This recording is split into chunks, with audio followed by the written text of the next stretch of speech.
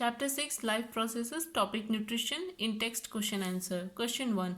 Why is diffusion insufficient to meet the oxygen requirement of multicellular organisms like humans? Answer.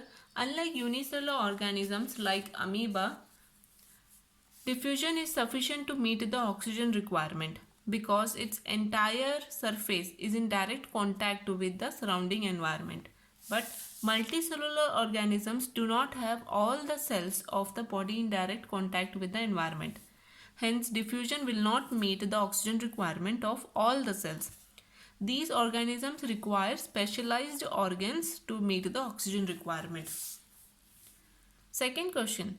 What criteria do we use to decide whether something is alive? Answer. Visible movements such as walking, breathing or growing of organisms etc. act as the main criteria to decide whether something is alive or not.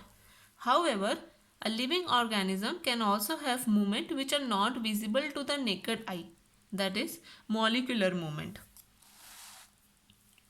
Question 3. What are outside raw materials used by a living organism? Answer.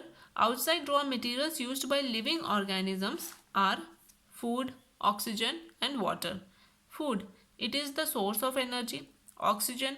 It is required for breaking down of carbon-based molecules like glucose to liberate energy in the body. Water. It is required for proper digestion of food and other functions in the body like regulation of temperature, helps in removal of waste and so on. Question 4. What processes would you consider essential for maintaining life? There are 4 basic processes that are essential for maintaining life, and they are nutrition, respiration, transportation and excretion. Yet nutrition, it is the process of taking in of food and its utilization by the body. Respiration, it releases energy. That means it utilizes the oxygen which breaks down the food to release the energy, and that energy is used for cellular needs. Transportation, they carry materials, that is oxygen and nutrients from one place to another. Excretion, it is the process of removing the waste product and the byproduct from the body, which are formed during energy generating reactions. Question 5. What are the differences between autotrophic and heterotrophic nutrition? Autotrophic nutrition, it occurs in green plants and blue-green algae. Heterotrophic nutrition, it occurs in animals, insectivorous plant, then fungus. Second point, carbon dioxide and water are raw materials which combine to form organic compound. The organic compound, that is carbohydrate, they depend on plants and herbivores or other animals for their food. Third point, they need chlorophyll and sunlight. Here, there is no need of such things. They are also called producers and they are called consumers. Question 6. Where do the plants get each of the raw materials required for photosynthesis? The raw materials of photosynthesis are carbon dioxide and water. So carbon dioxide. In land plants, carbon dioxide is taken up through the stomata from the atmosphere, while aquatic plants take up carbon dioxide dissolved in water. Water is obtained from soil. It is transported to the leaves by the xylem vessels. Next question. Question 7. What is the role of acid in our stomach?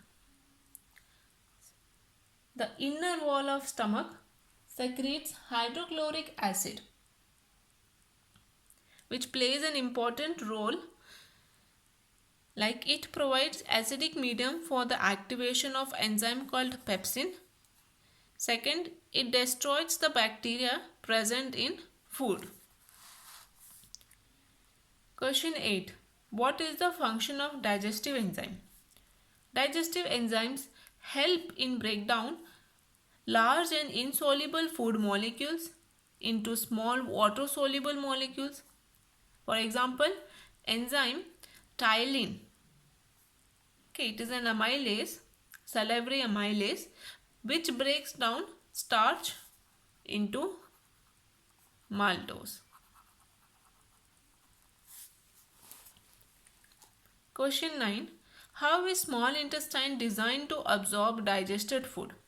Small intestine is long tubular structure. The inner wall of small intestine is thrown into folds called villi, and each villus is covered in many microscopic microvilli. So this is the structure of villus.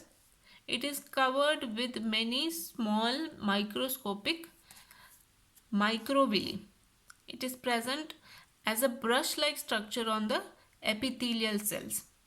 It also contains blood capillaries, arteries and veins, and lymph vessels, which carries the nutrient from the small intestine to the body. This is how they increase the surface area for absorption of food. Question 10. How are fats digested in our bodies? Where does this process takes place? This process takes place in the small intestine. Fats converts into emulsified fats by bile salt. It is present in the bile. And these emulsified fats is converted into fatty acids and glycerol by lipase in the small intestine. Fatty acid and glycerol are the final product of fats, digestion of fats. What is the role of saliva in the digestion of food? Answer. Saliva lubricates the food and facilitates mastication. Second point, saliva binds the food molecules together and helps in formation of bolus. Third point, saliva contains tyline, which is a salivary amylase enzyme which acts on starch to form maltose. Next, question 12. What are the necessary conditions for autotrophic nutrition and what are its byproduct? The conditions necessary for autotrophic nutrition are water, carbon dioxide, sunlight and chlorophyll. Its byproduct is molecular oxygen, which is liberated in the atmosphere through the stomata. Thank you.